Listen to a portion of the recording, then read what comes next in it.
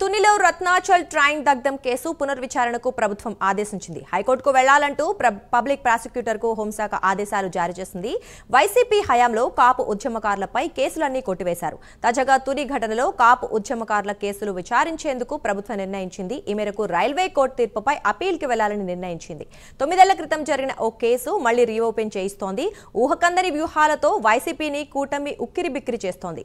ముద్రగడ పద్మనాభన్ నేతృత్వంలో 2016 జనవరి 30న కాపునాడలో సభ జరిగింది. సభ హింసాత్మకంగా మారటంతో విజయవాడ వెళ్తోన్న రత్నాచల్ ఎక్స్ప్రెస్ ను దుండగులు తగలబెట్టారు. ప్రభుత్వం తీసుకున్న నిర్ణయంపై ఉద్యమకారులు ఆగ్రహం వ్యక్తం చేస్తున్నారు.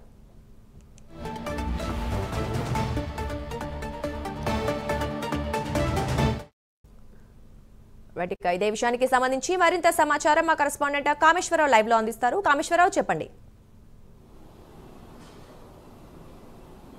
ఎస్ దుర్గా, చూసుకుంటే కనుక 2016 జనవరి 30న కాపు ఉద్యమం అయితే జరిగింది. తునిలో ఈ ఘటన చాలా ఇదిగా జరిగిందని చెప్పొచ్చు. మొత్తం చూసుకుంటే కనుక నాడు కాపు ఉద్యమం తుని మళ్ళీ కేసుని పునర్విచారణ చేయాలని చెప్పి ప్రభుత్వం అయితే ఆదేశాలు జారీ చేయడం జరిగింది. ఇంచుమించుగా ఈ కేసు జరిగి చాలా కాలం అయినప్పటికీ కూడా గత ప్రభుత్వం ఏదైతే ఉందో వైఎస్ఆర్సీపీ ప్రభుత్వంలో ఈ కాపు కేసును పూర్తిగా కూడా రైల్వే కోర్టు అయితే కొట్టువేయడం జరిగింది. ఈ కేసును మళ్ళీ పునర్విచారణ చేపట్టాలని చెప్పేసి ప్రస్తుత ప్రభుత్వం అయితే మాత్రం నిర్ణయం తీసుకోవడం జరిగింది. ఈ నిర్ణయం మేరకు నిన్న హోంశాఖ ఉత్తర్వులు అయితే జారీ చేయడం జరిగింది. మొత్తం పబ్లిక్ ప్రాసిక్యూటర్కి అయితే మాత్రం ఈ కేసు హైకోర్టులో దీని మీద ఫిల్ వేయాలని చెప్పేసి మొత్తం కూడా ఏదైతే ఉందో ఈ హోంశాఖ అయితే మాత్రం ప్రభుత్వ నిర్ణయానికి హోంశాఖ అయితే ఉత్తర్వులు జారీ చేసింది. ఉత్తర్వుల మేరకు అయితే మాత్రం నిన్న సాయంత్రం ఏదైతే ఉందో పబ్లిక్ ప్రాసిక్యూటర్ ఈ కేసును హైకోర్టుకి అయితే బదలాయింపు చేశారు. దీన్ని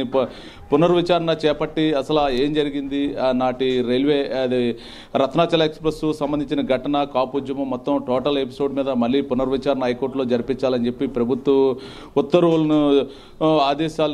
ఉత్తర్వులు తీసుకుంటూ కూడా నిన్న పబ్లిక్ ప్రాసిక్యూటర్ అయితే మాత్రం హైకోర్టును అయితే ఆశ్రయించడం జరిగింది. దీనికి సంబంధించి మళ్ళీ దీన్ని ప్రభుత్వం ఎందుకు ఈ కేసును పునర్విచారణ చేపట్టాలనే దాని మీద పలువురు అయితే మాత్రం విమర్శలు చేస్తున్న పరిస్థితి ఉంది. మరోపక్క అంటే గత ప్రభుత్వం ఏదైతే ఉందో గత 5 ఏళ్ల ప్రభుత్వంలో ఇటువంటి అక్రమ కేసులు ఎన్నో కేసులు కొట్టివేస్తూ తీర్పులు నిప్పించింది. ఈసారి అలా కాదు, ప్రతి దాని మీద కూడా జరిగిన ప్రభుత్వానికి నష్టం ఎంతైతే ఏ మేరకైతే వాటిల్లింది, దాని మీద ప్రజలకు ఏ మాత్రం నష్టపోయారనే దాని మీద పూర్తి స్థాయిగా విచారణ జరిపి అసలు ఈ కాపు ఉద్యమం ఎవరు, దీనికి కర్త కర్మక్రియ ఎవరు, దానికి సంబంధించిన అనంతరం జరిగిన పరిణామాలు మొత్తం ఈ రత్నాచల్ ఎక్స్ప్రెస్ సంబంధించిన దగ్ధం మొత్తం కూడా పూర్తి స్థాయిలో విచారణ చేపట్టాలని చెప్పేసి పబ్లిక్ ప్రాసిక్యూటర్ అయితే మాత్రం హైకోర్టులో అయితే మాత్రం ఫిల్ వేయనున్నారు. ఈ నేపథ్యంలో ప్రభుత్వం నిర్ణయం మొత్తం కూడా ఈ కేసుని పునరుతోడాలి, దాన్ని మరొకసారి రివిజన్ చేసి మొత్తం కూడా దోషులను చేయాలి అని చెప్పేసి ప్రభుత్వం నిర్ణయించినట్టు తెలుస్తుంది. మొత్తం మీద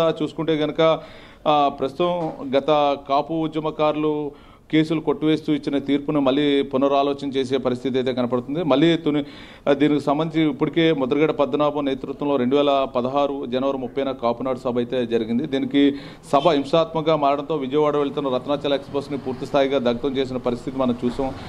దాని మొత్తం మీద చూసుకుంటే కనుక ఈ కేసును మళ్ళీ పునర్విచారణ చేపట్టి పూర్తి స్థాయి దోషులు ఎవరైతే ఉన్నారో దోషుల్ని పట్టుకుని వారి మీద శిక్షించాలనే దిశగా ప్రభుత్వం అయితే అడుగులు వేస్తున్నట్టయితే తెలుస్తుంది. మొత్తం ఏదైనప్పటికీ కూడా గత ప్రభుత్వంలో ఈ కేసుని మొత్తం కూడా కనుమరుగయ్యేటట్టు చేసి మొత్తం దోషులు ఎవరైతే ఉన్నారో దాన్ని మొత్తం కూడా వాళ్ళందరినీ కూడా శిక్షలు పడకుండా తప్పించే ప్రయత్నం చేసి ఈ కేసును రైల్వే కోర్టు ద్వారా కూడా అదంతా కేసును కొట్టివేసిన పరిస్థితి అయితే మనం అందరం చూసాం. ఈ కేసు కొట్టివేసిన అనంతరం కూడా దోషులందరూ బయట తిరుగుతున్న పరిస్థితి కూడా మనం చూస్తున్నాం.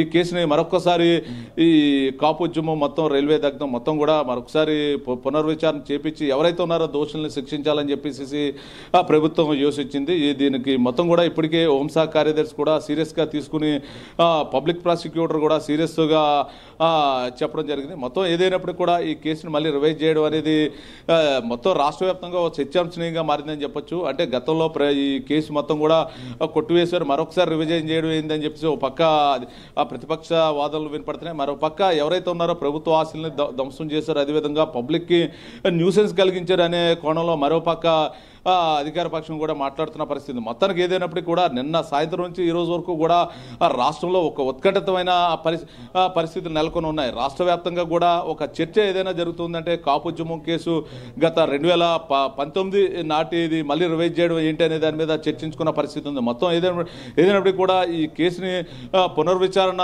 చేపడుతుందా ప్రభుత్వం, దీన్ని పూర్తి స్థాయిగా ఉన్న ముద్దాయిల్ని ఏదైతే ఉందో వాళ్ళ మీద యాక్షన్ హైకోర్టులో ప్రవేశపెడతారా, దానికి సంబంధించి విచారణ జరుగుతుంది అనే దాని మీద సందిగ్ధత అయితే మాత్రం పబ్లిక్ లో ఉందని చెప్పొచ్చు. మరోపక్క ఇందాకే మరి కొద్దిసేపటి కింద మీకు కొంతమంది కాపు ఉద్యమకారులతో కూడా మాట్లాడడం జరిగింది. వారందరూ కూడా ఈ కేసుని కావాలని చేస్తున్నారని చెప్పి కాపు ఉద్యమకారులు చెప్తున్న పరిస్థితి. మరోపక్క అధికార పక్షం కూడా మరోపక్క ఈ కేసుని నీళ్లు నమ్మినట్టు గత ప్రభుత్వం చేసింది, వీరందరినీ దోషులను శిక్షించాలనే సదుద్దేశంతో ఈ కేసును రివైజ్ చేస్తున్నామని చెప్పేసి అధికార పక్షం కూడా చెప్తున్న పరిస్థితి. మొత్తానికి ఏదేమిటి కూడా ఇప్పుడు రాష్ట్ర వ్యాప్తంగా అదేవిధంగా కాకినాడ జిల్లా వ్యాప్తంగా కూడా ఒక హాట్ టాపిక్ గా మారిందని చెప్పొచ్చు. Durga, right, thank you Kameswara Rao.